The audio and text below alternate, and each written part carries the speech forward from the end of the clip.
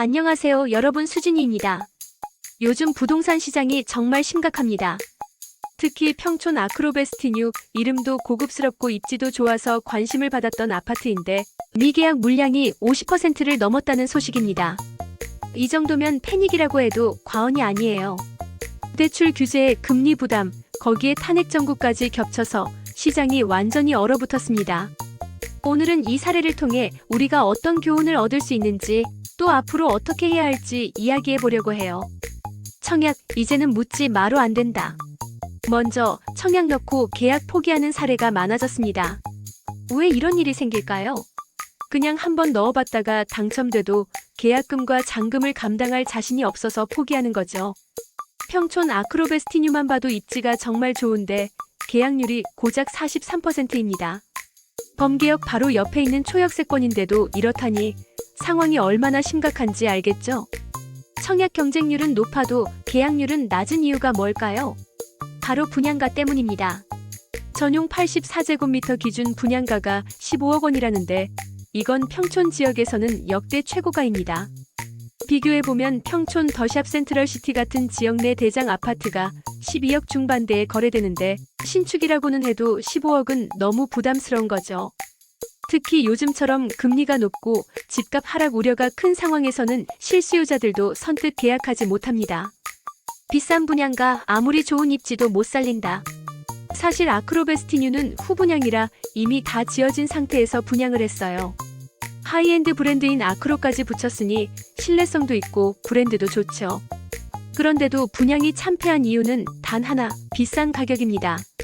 아무리 좋은 입지와 브랜드를 자랑해도 사람들이 부담스러우면 사지 않는다는 거예요. 반면 대구에서 분양한 이편한 세상 명덕역 퍼스트마크는 완판됐습니다.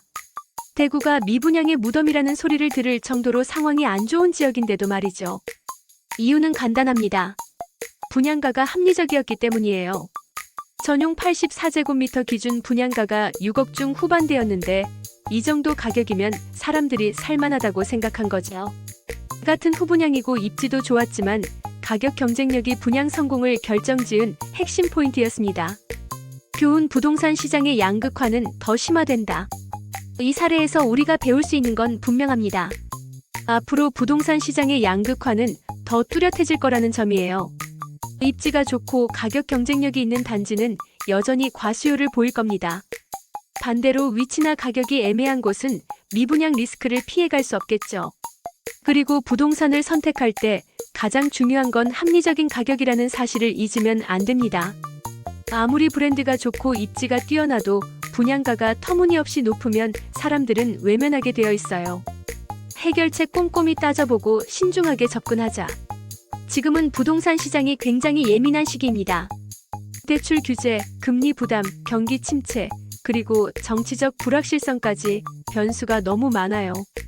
이런 때일수록 아무거나 막 사지 말고 내가 정말 감당할 수 있는 가격인지, 입지가 얼마나 경쟁력이 있는지 꼼꼼히 따져봐야 합니다. 또 하나 중요한 점, 가격만 보지 말고 미래 가치를 생각해야 합니다.